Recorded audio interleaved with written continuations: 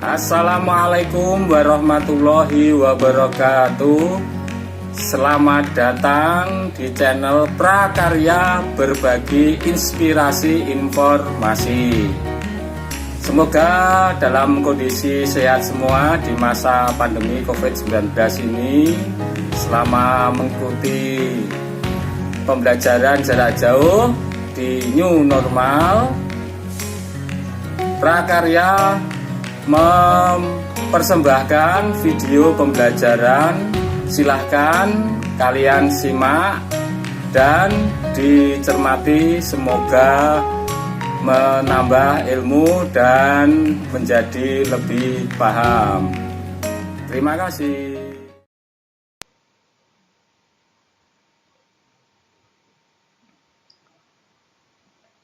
Baiklah, mari kita lanjutkan untuk pembelajaran prakarya.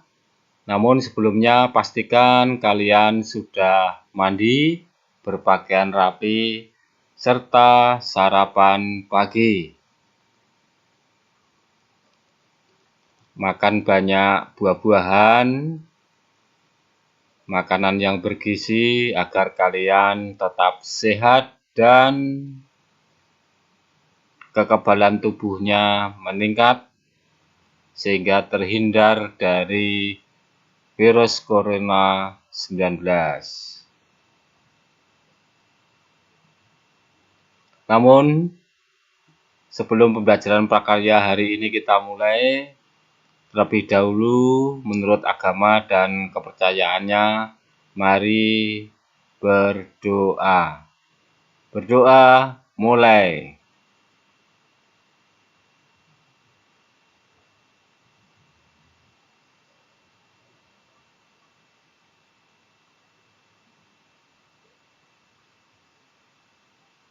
Berdoa cukup.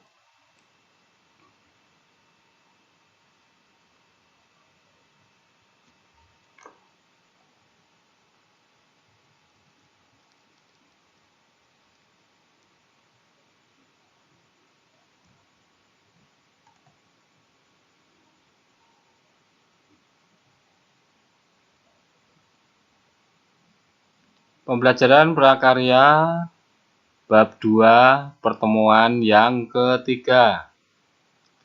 Kali ini akan kita bahas tentang instalasi listrik rumah tangga. Ini materi terakhir dari materi arus kuat. Mari kita ikuti.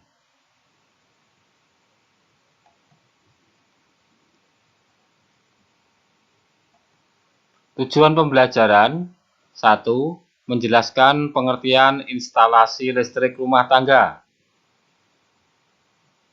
Yang kedua, menjelaskan keselamatan kerja instalasi listrik rumah tangga. Ketiga, menyebutkan penyebab kebakaran listrik rumah tangga secara rinci.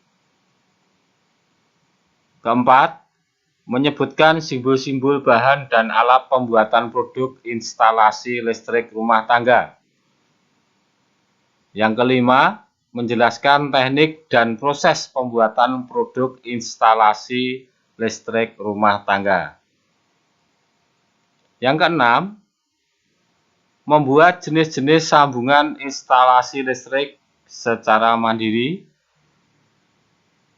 Dan yang ketujuh, membuat produk instalasi listrik rumah tangga secara mandiri dan penuh tanggung jawab.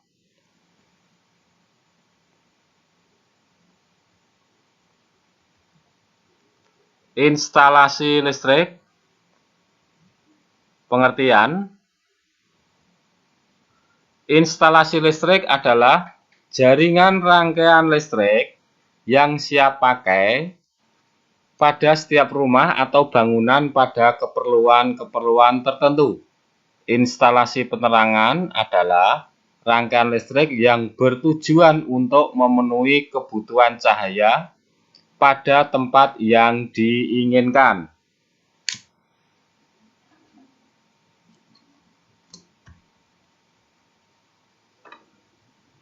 Berdasarkan mode rangkaian instalasi listrik dibedakan. 1. Instalasi listrik insidental, yaitu instalasi listrik yang dirangkai untuk keperluan yang bersifat sementara. Contohnya, instalasi listrik untuk hajatan, perkemahan, dan lain-lain.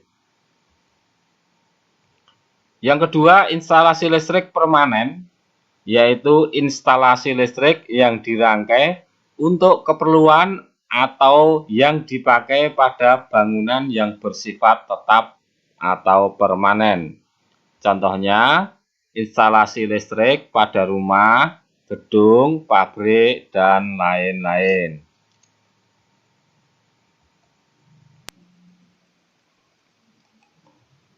Selanjutnya adalah keselamatan kerja. Keselamatan kerja adalah keselamatan kerja yang hubungan dengan alat, bahan, proses, tempat, lingkungan, dan cara-cara melakukan pekerjaan. Tujuan dari keselamatan kerja listrik adalah untuk melindungi tenaga kerja atau orang dalam melaksanakan tugas-tugas atau adanya tegangan listrik di sekitarnya, baik dalam bentuk instalasi maupun jaringan. Undang-Undang Nomor 1 Tahun 1970 adalah undang-undang keselamatan kerja yang di dalamnya telah diatur pasal-pasal tentang keselamatan kerja untuk pekerja-pekerja listrik.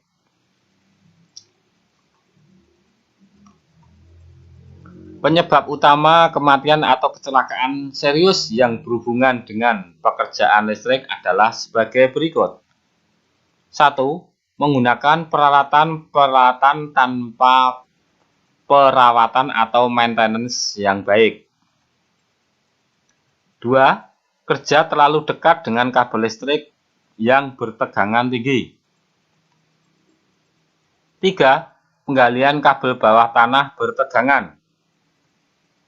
Keempat, praktek yang tidak aman saat menggunakan suplai utama.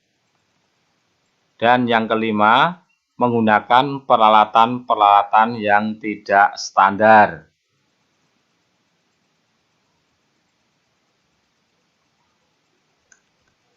Selanjutnya, kebakaran listrik. Penyebab terjadinya korsleting listrik antara lain sebagai berikut. 1. Isolator dari penghantar yang kurang baik sebagai akibat dari instalasi yang kurang baik.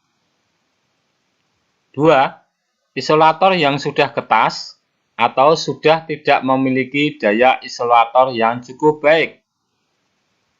3. Terkelupasnya isolasi kabel. Yang keempat, penggunaan peralatan listrik atau kabel listrik yang melewati daya atau kuat antar arus yang ditentukan. Berikut ini adalah beberapa tips dalam mencegah terjadinya kebakaran akibat korsleting listrik. 1.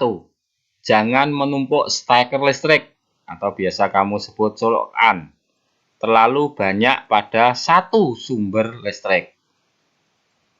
2. Gunakan material listrik seperti kabel, saklar, stop kontak, steker yang telah terjamin kualitasnya dan berlabel SNI, Standar Nasional Indonesia. Yang ketiga, gunakan pemutus arus listrik atau sekring yang sesuai dengan daya tersambung. Jangan dilebihkan atau dikurangi. Keempat, jika sekring putus, jangan menyambung dengan serabut kawat yang bukan fungsinya, karena setiap sekring telah diukur kemampuan menerima beban tertentu. Yang kelima, gunakan jenis dan ukuran kabel sesuai peruntukan dan kapasitas hantar arusnya. Keenam, jangan biarkan ada kabel yang terkelupas atau terbuka sambungannya. Yang terakhir, 7, Hindari pemakaian listrik secara ilegal atau tidak resmi atau mencuri arus listrik.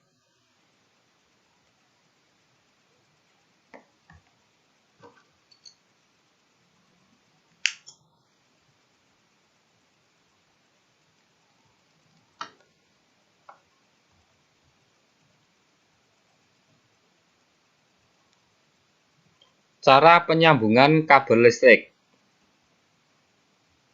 Yang perlu diperhatikan sewaktu menyambung yaitu hasil sambungan harus kuat, rapi, dan baik ditinjau dari segi teknis. Sebelum menyambung kabel harus dikupas dulu isolasinya dengan baik dan benar. Berikut ini adalah beberapa jenis sambungan kabel. 1. Sambungan ekor babi atau pigtail. Sambungan ini merupakan sambungan paling sederhana dan mudah dikerjakan. Umumnya dilakukan pada penyambungan langsung pada kotak sambung atau TDOS. Ya. TDOS atau kotak sambung itu fungsinya untuk sebagai tempat persambungan kabel listrik, cabang sambungan listrik, dan hasil sambungan dibungkus dengan lasdop atau isolasi plastik atau isolatif.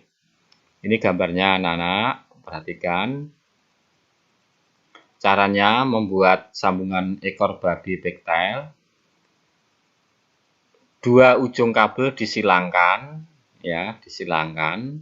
Setelah itu dipuntir dengan tang hingga membentuk puntiran seperti ini, ya. Dipuntir ke kanan, ya. Kemudian sisa puntirannya ini, ya, dipotong, ya, dengan tang kombinasi tadi, ya, dipotong. Setelah itu ditutup dengan lasdop atau isolasi plastik atau isolatif. 2. Sambungan puntir. Berdasarkan jumlah puntirannya, sambungan puntir terdiri dari sambungan bell hinges dan sambungan Western Union. Gambarnya ini. Puntir jenis bell hinges, ya. Cara membuat sambungannya hampir sama dengan yang ekor babi pigtail, cuma ujungnya dibuat lebih panjang dan sudut silangnya diperlebar, ya. Setelah itu ujung satu dipuntir ke kanan, ya. Ini dipuntir dengan tang kombinasi. Yang satunya juga dipuntir sehingga ada dua puntiran kanan dan kiri. Bedanya dengan Western Union, ya, di tengah dipuntir dulu. Kalau yang bell hinges kan tidak, ya. Dipuntir yang tidak terlalu rapat. Setelah itu kanan kiri dipuntir yang rapat. Minimal dua jenis sambungan ini harus kalian praktekkan, ya. Ini. 3. Sambungan bolak-balik.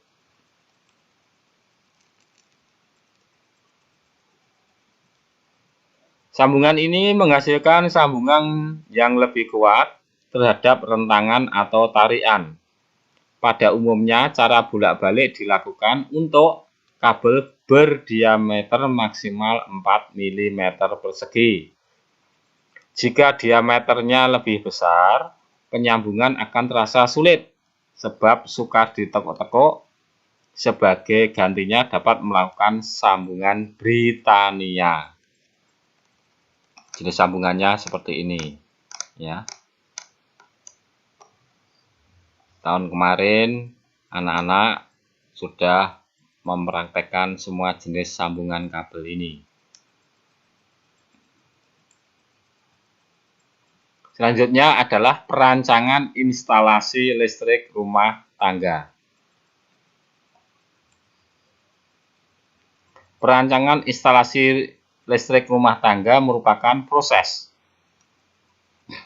perencanaan yang dilakukan oleh seorang ahli instalasi dalam bentuk gambar atau denah instalasi listrik. Proses perancangan tersebut sangat penting untuk dilakukan sebelum mengerjakan proses instalasi listrik.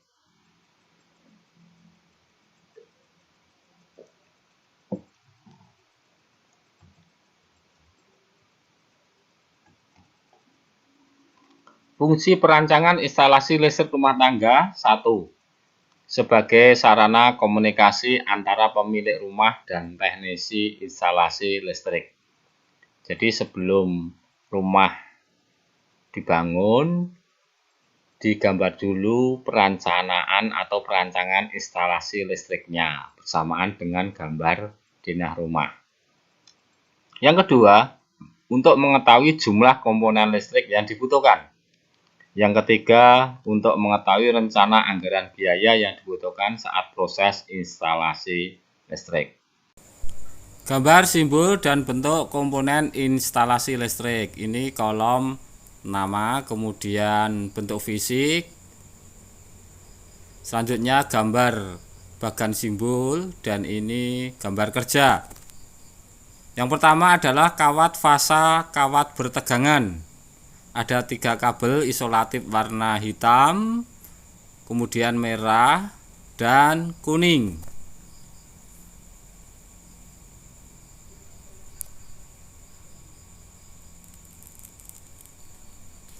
Kemudian gambar simbolnya berupa garis. Selanjutnya adalah kawat 0, kawat tidak bertegangan, kabel isolatifnya warna hitam, warna biru. Kemudian garis ada titik nolnya, atas dan bawah. Selanjutnya kawat arde pembumian atau ground, kabel isolatif warna kuning strip hijau. Gambar simbolnya garis. Kemudian 3 kawat terdiri dari kawat fasa, 0, dan arde, gabungan dari ketiga kabel tersebut. Ya, mengulang saja dari yang atas. Selanjutnya adalah saklar tunggal, bentuk fisiknya demikian itu. Kemudian simbolnya bendera 1. Kemudian saklar ganda, bentuk fisiknya pada gambar, kemudian 2 garis bendera di atasnya.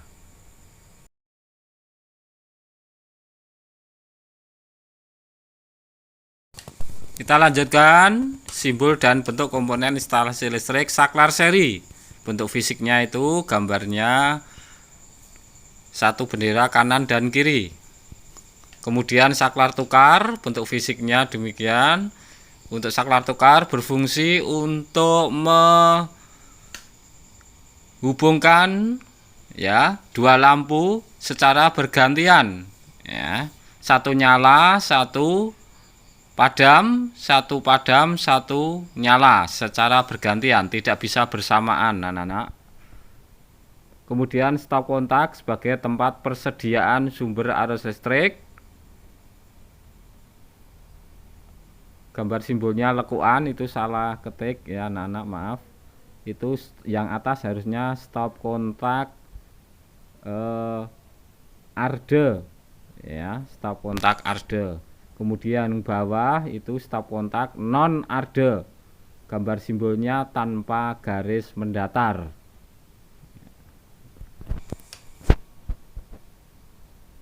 Selanjutnya adalah lampu pijar, simbolnya tanda silang atau lingkaran di silang. Kemudian lampu TL neon, bentuk fisiknya itu ya. Kemudian sekring untuk mencegah konsleting listrik.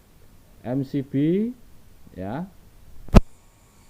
pembatas arus listrik, biasanya letaknya di luar rumah, 1 bagian dengan bergenser atau kWh meter ya. Ketika arus lebih maka saklar MCB mini circuit board ini akan off. Ini dari simbol-simbol komponen dan bentuk fisik komponen instalasi listrik.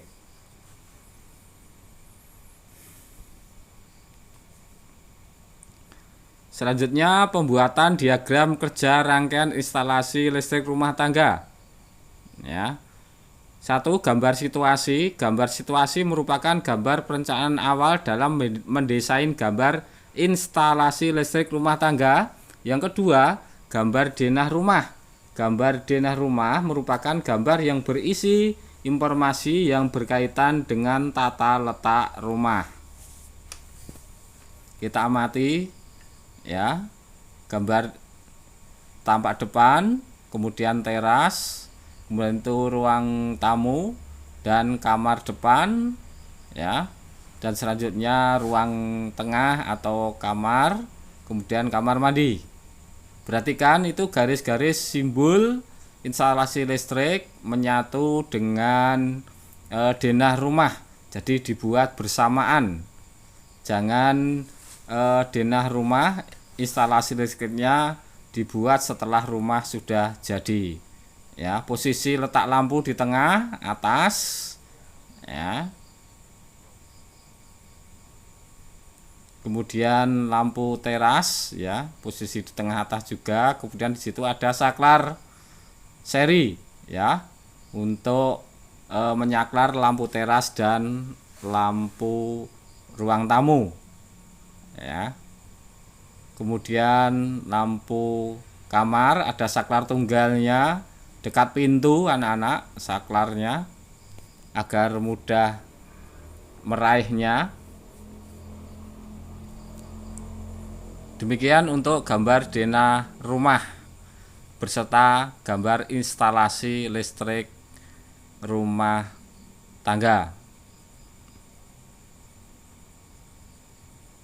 Di situ ada lubang, itu berarti pintu anak-anak ya, yang tidak berwarna hitam, blok.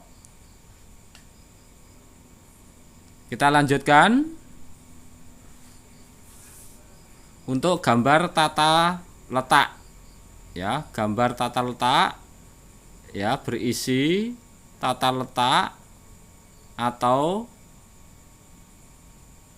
bentuk komponen kelistrikan yang akan dipasang nantinya seperti bergenser, MCB, lampu saklar, dan stop kontak. Kemudian yang keempat, diagram garis tunggal. Gambar diagram garis tunggal sering disebut sebagai gambar perencanaan instalasi. Ya, perhatikan di situ hanya satu garis ya, kemudian di situ ada tanda garis ya, mulai dari depan 3, 2 ke saklar tunggal, ke lampu ya, dan stop kontak. Selanjutnya 5, diagram garis ganda ya, diagram garis ganda. Gambar diagram garis ganda sering disebut sebagai gambar pelaksanaan instalasi atau gambar pengawatannya. Perhatikan gambar di situ anak-anak ya. Itu. Jadi kalau tanda garis 3 di situ digambar 3 kabel ya, 3 garis mulai dari atas fasa, 0 dan ground ya. Fasa, 0 dan ground. Fasa yang bertegangan, 0 tidak bertegangan, tunggal.